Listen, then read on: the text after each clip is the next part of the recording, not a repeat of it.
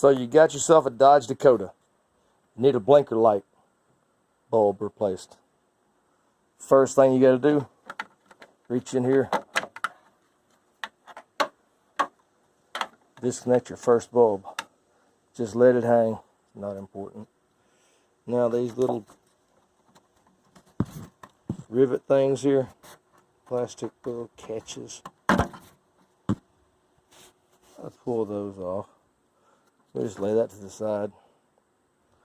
Be working over here.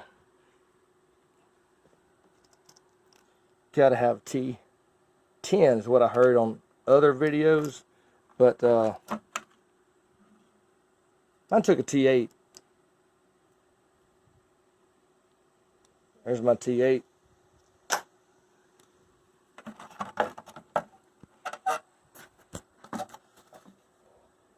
Now you can twist this one out. Be coming up.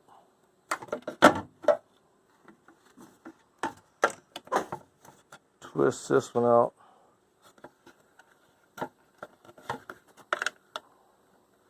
Place your bulbs as needed. I already did mine, but figured I'd show you. So